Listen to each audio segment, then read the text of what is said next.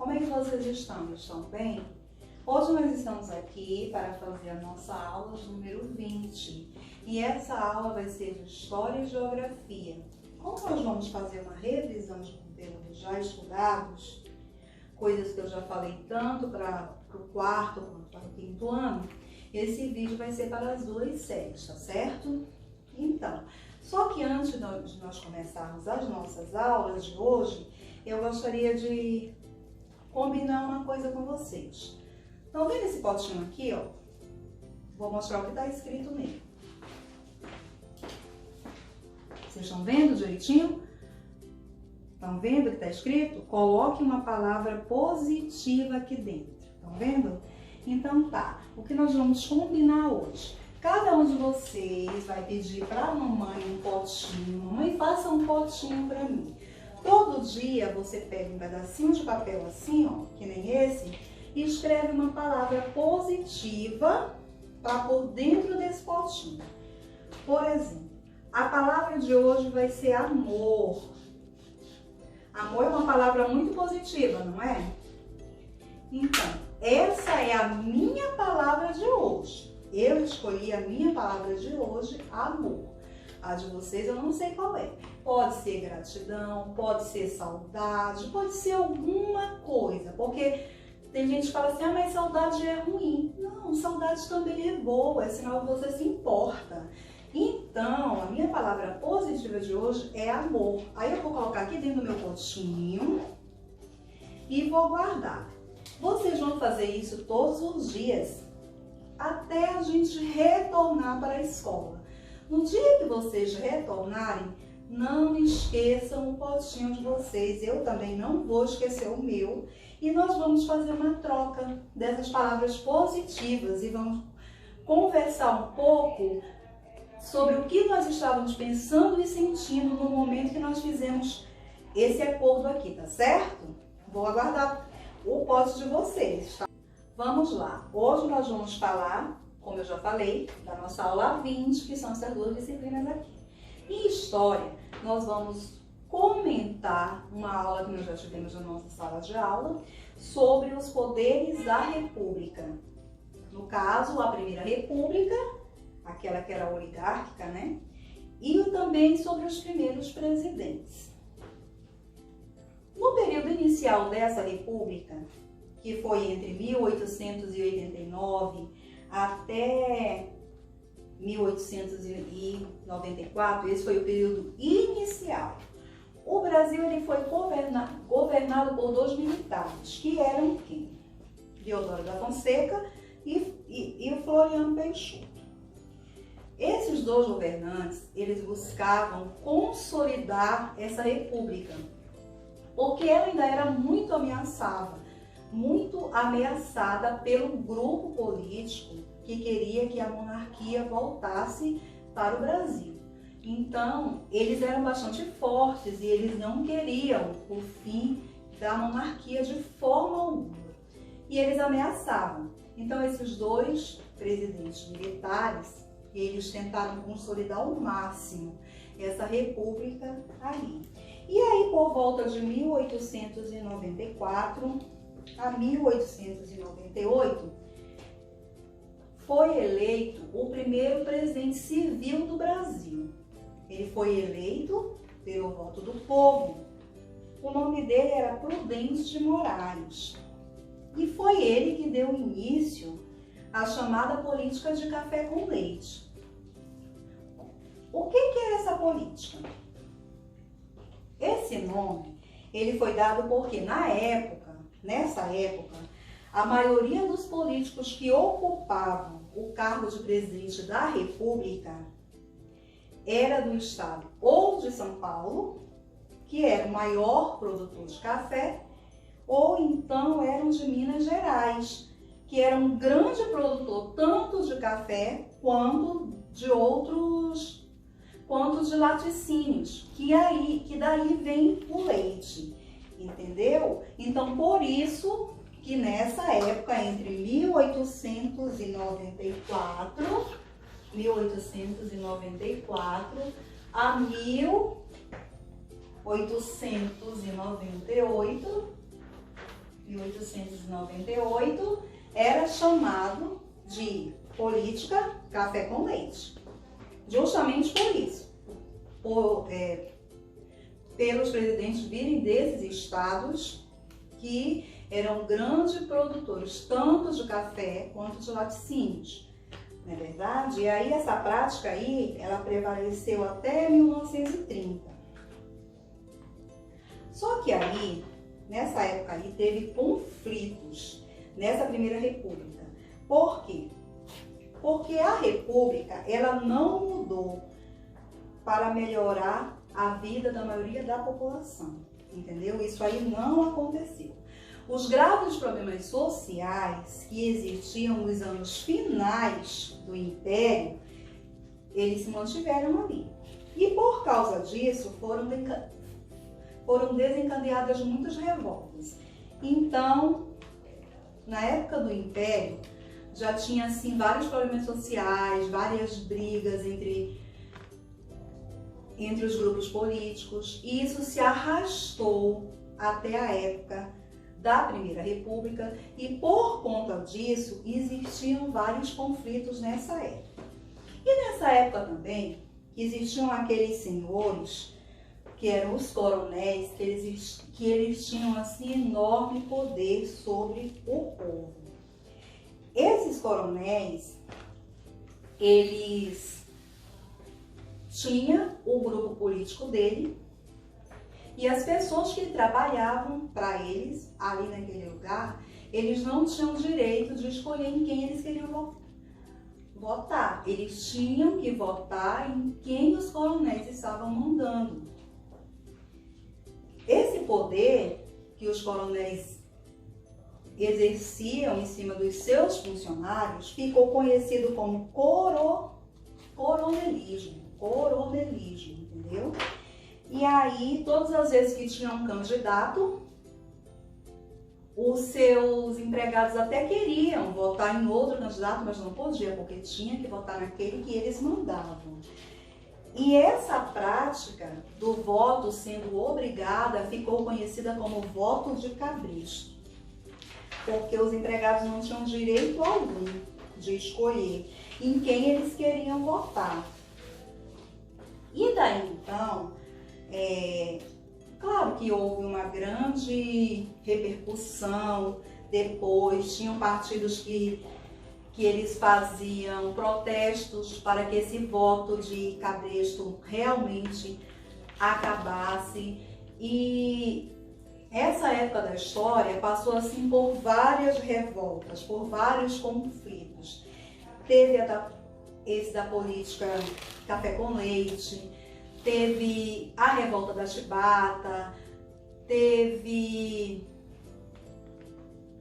vários outros que nós vamos conhecer daqui para frente nas nossas aulas de história.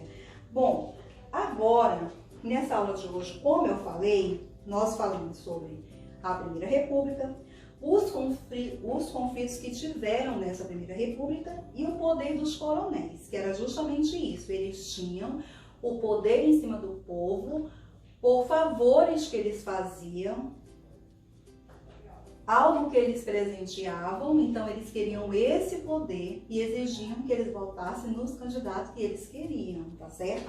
E aí vocês vão fazer uma atividade que vai ser feita no caderno, tá? Vocês vão passar aqui na parte das figuras que aparecem na folhinha, não esqueçam que está escrito recortar e colar no caderno, tá? Vocês vão recortar, colar no caderno e vocês vão responder.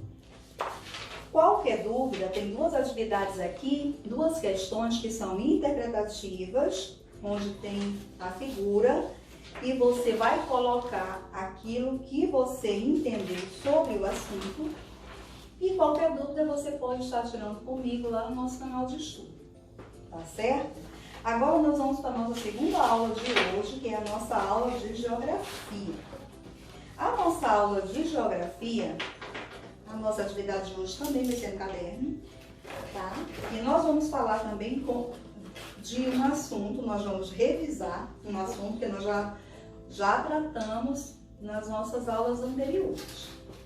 o assunto é população e os movimentos da população. O que é isso, professora? O que nós chamamos de população? O conjunto de habitantes de um determinado lugar nós chamamos de população. Por exemplo, todos os habitantes do município de Manaus nós chamamos de quê? De população, não é verdade? E aí, a população de um lugar, ela nunca é fixa, nunca. As pessoas, elas se deslocam o tempo todo de um lugar para o outro. Ou seja, dentro do próprio Brasil ou para outros países. Os movimentos da população que ocorrem dentro de um país são chamados de migração interna ou migrantes. Por exemplo, eu moro aqui, em Manaus, no Amazonas. Manaus, Amazonas. Aí eu passo a morar aqui no vizinho, no estado do Pará. Isso aqui foi uma migração interna. Por quê? Porque Manaus, Amazonas, fica no mesmo país que o estado do Pará. São apenas estados diferentes, mas essa migração aqui foi interna. Então, se eu sair daqui, passei a morar neste lugar, eu posso ser chamada de migrante. Eu migrei de Manaus, Amazonas, lá para o estado do Pará. Ou então também, um exemplo clássico daqui, podem ser realizadas da seguinte forma.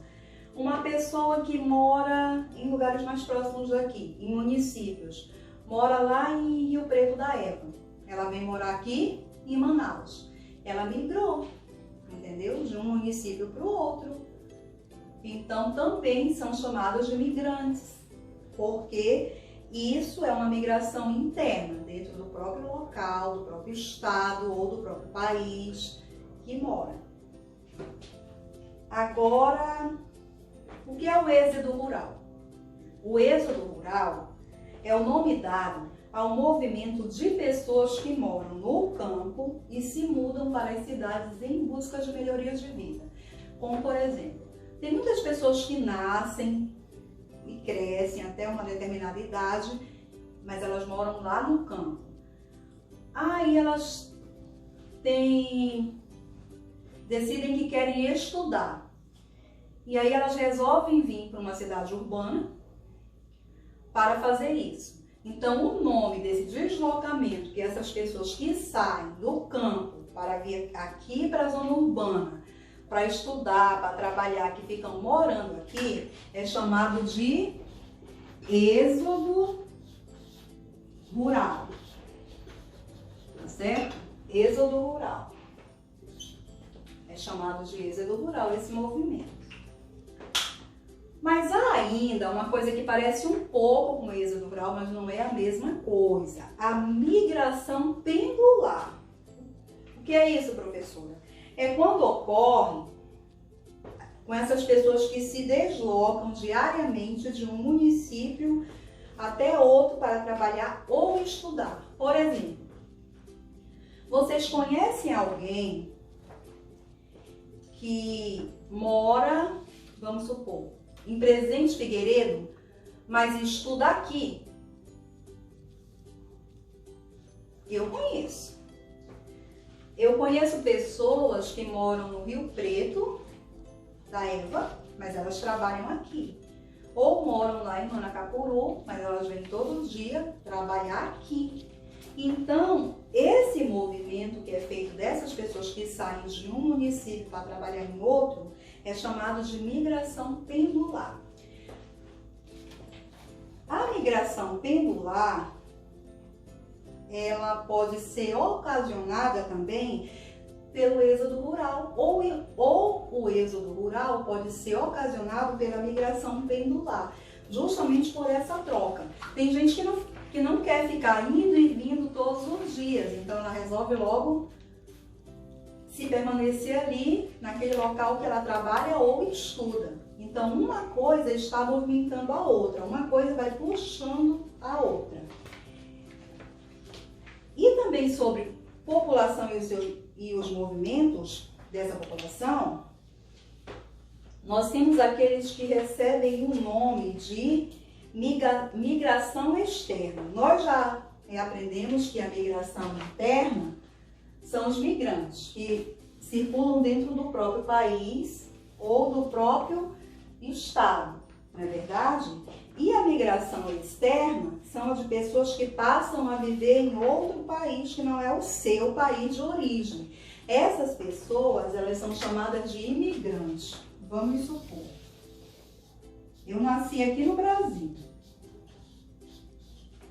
mas de uma hora para outra eu resolvi morar em Portugal. Portugal não é o meu país de origem. Então, saí, fiz uma migração externa, fui morar em Portugal, agora eu sou uma imigrante. Entenderam a diferença? Então, tá.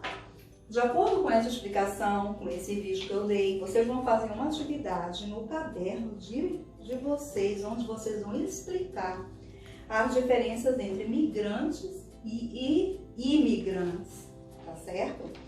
E também você vai me responder se você concorda que o êxodo rural pode causar uma migração pendular, tá bom? Aí você vai explicar a sua resposta. Qualquer dúvida diante dessas questões, vocês podem estar tirando comigo lá no nosso grupo de estudo, tá certo? Boa tarde!